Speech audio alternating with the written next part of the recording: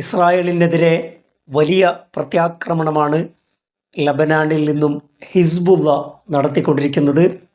ഒരൊറ്റ ദിവസം കൊണ്ട് ഏറ്റവും വലിയ പ്രത്യാക്രമണത്തിൻ്റെ റെക്കോർഡാണ് ഹിസ്ബുള്ള നേടിയിരിക്കുന്നത്. ഒരൊറ്റ ദിവസം കൊണ്ട് 55 പ്രത്യാക്രമണങ്ങൾ ഇസ്രായേലിനെതിരെ നടത്തിയെന്നാണ് ഹിസ്ബുള്ള അവകാശപ്പെടുന്നത്. ലബനാൻ അതിർത്തിക്കുള്ളിലും വടക്കൻ ഇസ്രായേലിലും നിലയുറപ്പിച്ച ഇസ്രായേൽ സൈനികർക്ക് നേരെയാണ് ഹിസ്ബുള്ള 55 പ്രത്യാക്രമണങ്ങൾ നടത്തിയെന്നാണ് ഹിസ്ബുള്ള ഔദ്യോഗികമായി അറിയിക്കുന്നത്. ഹിസ്ബുള്ളയുടെ ചരിത്രത്തിൽ ഇസ്രായേലിനെതിരെ ഒരു ദിവസം നടത്തുന്ന ഏറ്റവും വലിയ ആക്രമണ പരമ്പരയാണിതെന്ന് അൽ ജസീറ റിപ്പോർട്ട് ചെയ്യുന്നു.